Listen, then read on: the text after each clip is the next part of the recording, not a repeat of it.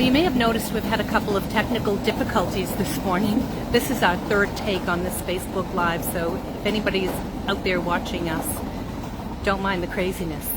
But here we are today on Palmer Street. And Palmer is, it looks like a little alley that runs perpendicular to Church Street and Brattle. And it's embraced by the two Coop buildings. So there's a Coop building there and there's a Coop building here.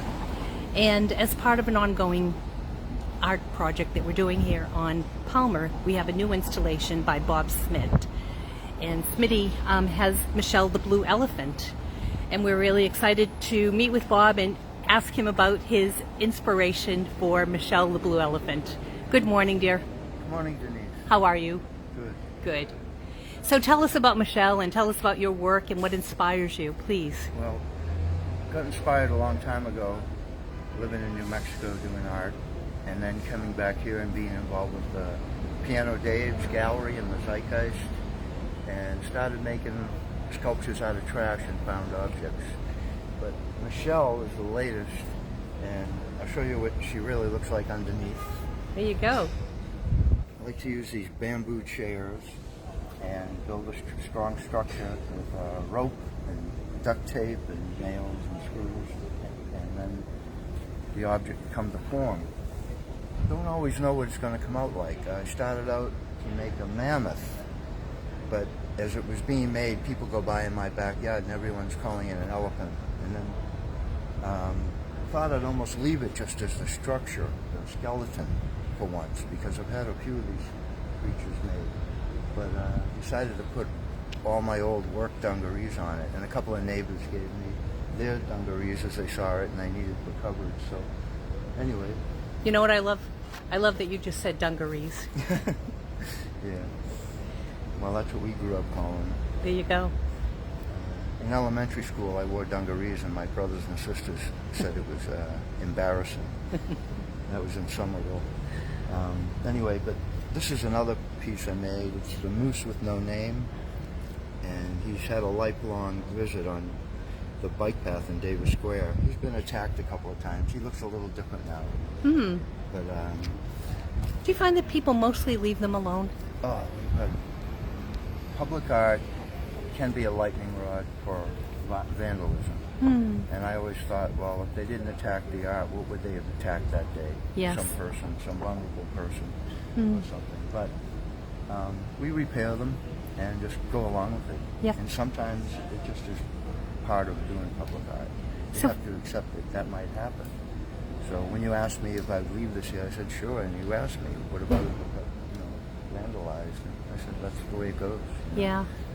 Well, it's been out here for a week, and mostly people have taken lots of photos of it, and lots of photos with it, but mostly it's been left alone.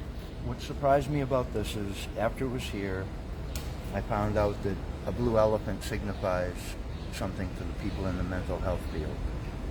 It signifies safety and compassion and a safe place to talk about mental health and take away the stigma of mental illness.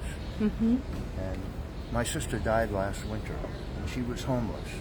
She chose homelessness over all the rules of living in housing. Her daughter and I and other family tried to get in housing.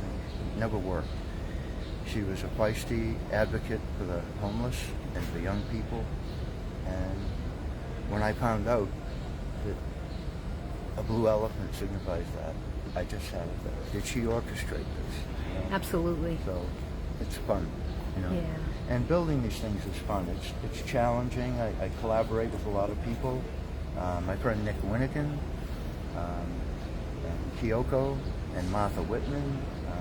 We're in this group with another guy, Greg Hill. We make videos, and sometimes the sculptures we use as characters. And we call ourselves the Sunnyside Players.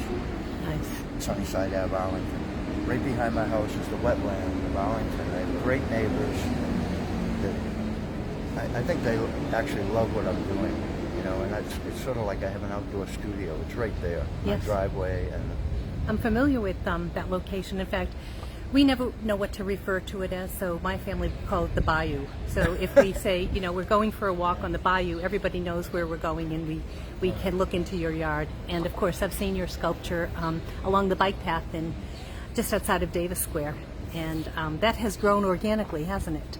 Oh yeah. Yeah. Yeah. The bike path sculptures for 14 years. The first piece was called Michelle the Woolly Mammoth. And I think this is the bookend of that, why it got named Michelle. But that piece got attacked a number of times. We kept repairing it, and then one day went down there and it was just ashes. Someone had risked getting arrested to burn a sculpture. And I thought, wow, these things are powerful. Yes. If someone's, that motivated. Yeah. But we didn't give up. Nick Winnikin had a sculpture in the community garden, and they wanted it out, so we put that out. And then others followed, and our hope was that other people would start adding things. We never took credit for it. In fact, it's the first time I've ever acknowledged it. We just did it, hoping that other people would make this a sculpture garden. Sure. It's so hard to get a place where there's a gallery. Galleries are very expensive. The galleries we were involved in all had to shut down because the rents were too high. So we were forced to the street, and we said, okay, let's take over this piece of land. Yes. And we didn't know how the city of Somerville would react. The Arts Council last year, we thought any day the DPW would come and just take everything away. Yes. Well, last year found out through word of mouth that they like it. Yes.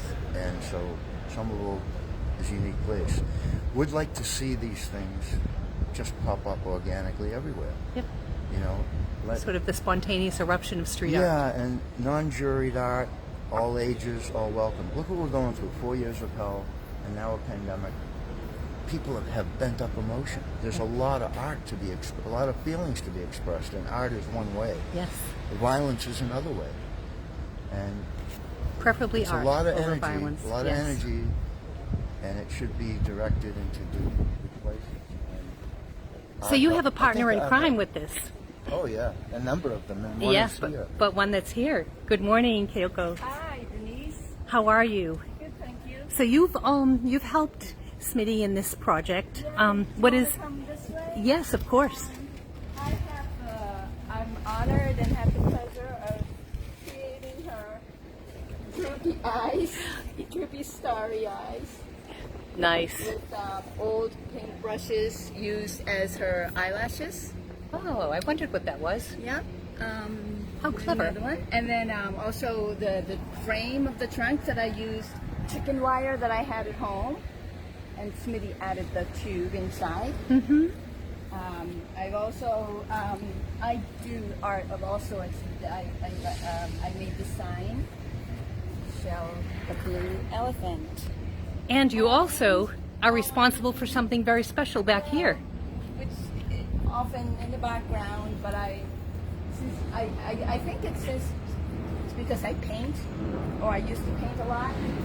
I see the whole picture, and the background is always part of the picture. So this is the backdrop that I made years ago for a concert, outdoor concert held at Danahy Park, run by the city of Cambridge and Passim, Club Passim. And I had recently found this in my house and opened it up, folded it, and then I put it in storage. And when this Michelle was installing Michelle here came up, I thought, wait, I think I might have a perfect backdrop. And it turned out that it was literally perfect size. Perfect size. Absolutely. And, and also the fact that Club Passim is just, right there. So someone is bringing us all together.